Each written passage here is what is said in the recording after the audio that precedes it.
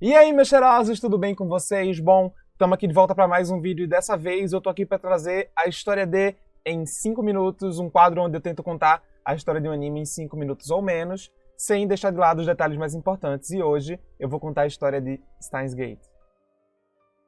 O Okabe Rintaro, o Karin, é um autodeclarado cientista maluco que acredita ser perseguido por uma organização secreta. Ele faz parte de um grupo chamado Laboratório de Experimentos Futuros, junto com outros dois membros, Mayushi e Daru. Ele acidentalmente, com um celular e um micro-ondas, cria uma máquina do tempo e tudo começa aí.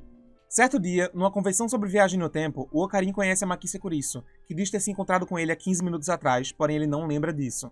Acreditando que esse encontro foi obra da organização, o Okarin foge, e mais tarde ele encontra o corpo da Makise Kurisu assassinado. Quando ele sai do prédio, ele vê um tipo de satélite que colidiu com o teto do prédio. Ele pega seu celular e manda uma mensagem para o Daru sobre a morte dela, iniciando a primeira ruptura no tempo. Quando ele chega em casa, o Daru conta que a mensagem que ele enviou sobre a morte da Kurisu era de uma semana atrás, sendo que ele acabou de enviá-la. O Daru conta que a palestra tinha sido cancelada e o Okabe acaba se encontrando com a Makise viva. Após alguns experimentos, o Okabe descobre que, quando enviou a mensagem para o Daru, o celular dele estava conectado a um micro-ondas, e que quando conectado, o celular é capaz de enviar mensagens ao passado. A Kurisu entra para o laboratório e descobre que eles moram em cima de uma loja de conserto de TVs, chefiada pelo Sr. Brown, com a sua empregada, a Suzuha. O Okabe conhece a Moeka, e ela conta que está procurando por um computador chamado IBM 5100.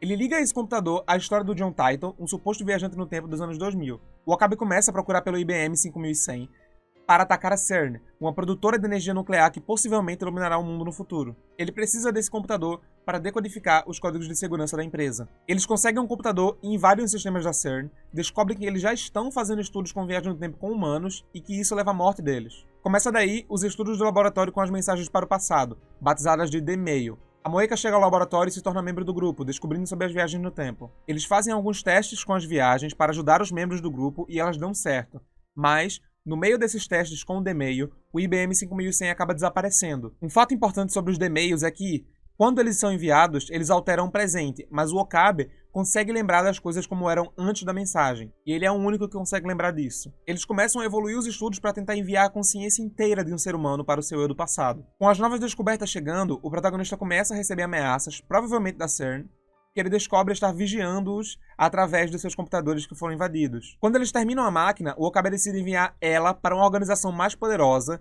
que pode combater a CERN. Porém, quando ele toma essa decisão, o laboratório é invadido por um grupo mascarado liderado pela Moeka. Ela revela que trabalha na CERN e que vai levar o Okabe, o Daru e a Makise com eles. Mas a Mayuri não tem utilidade, então ela a mata. De repente, a Suzuha, que trabalha na loja de baixo, chega no laboratório e começa a bater nos mascarados, o que dá tempo para o Okabe usar a máquina do tempo e voltar ao passado para impedir que isso aconteça. Ele tenta de várias formas, voltando ao passado, evitar a morte da Mayuri, mas é impossível. Não importa quais sejam as atitudes dele, nessa linha do tempo específica é impossível salvá-la. Numa dessas inúmeras vezes que ele volta, a Suzuha conversa com ele. Ela conta que pequenos acontecimentos não conseguem alterar uma linha do tempo tão facilmente e que ele precisa mudar completamente a linha temporal para evitar a morte da Mayuri. A Suzuha revela ser uma viajante do tempo que veio de 2036 e que era o John Titor. Ela leva o Okabe para ver a máquina do tempo que usou e era aquele satélite que caiu no prédio no começo do anime. No futuro, a CERN governa uma distopia totalitária e a Suzuha é uma rebelde que voltou no tempo para tentar impedir esse domínio. A máquina do tempo da Suzuha está quebrada e o Daru a conserta.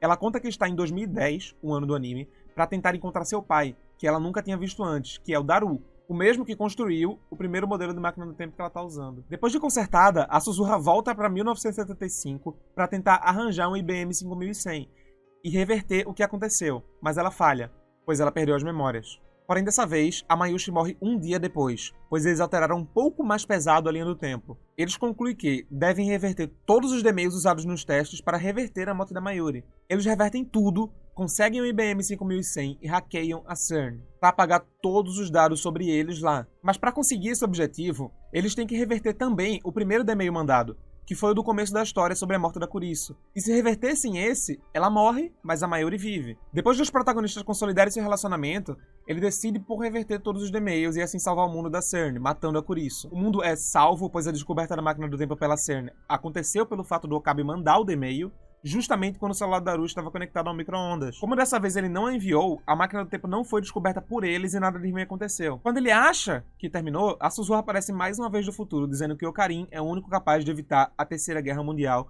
salvando a Makise Kurisu. Eles voltam no tempo, fazendo uma ligação com o começo do anime, onde a máquina que cai no teto do prédio é a mesma que eles usam. Nesse momento, entendemos o porquê a Makise disse que já havia conhecido o Ocarina 15 minutos atrás, lá no primeiro episódio, pois ela vê ele do futuro ou de outra linha do tempo. Descobrimos que o cara que vai dar a palestra é o pai da Kurisu e que ele roubou os papéis da pesquisa dela sobre viagem no tempo. O pai dela começa a agredi-la, pois tem inveja e ciúme do fato de ela ser um cientista superior. Ele vai tentar matar a Kurisu, mas o Okabe chega para intervir.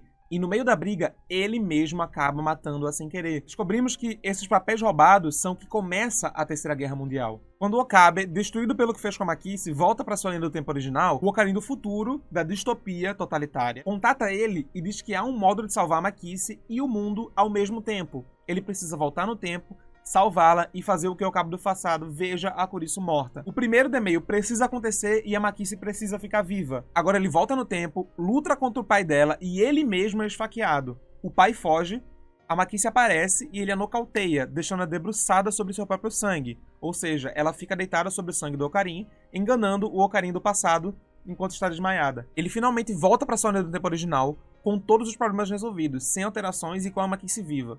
Ele volta para o Steins Gate, a linha do tempo perfeita.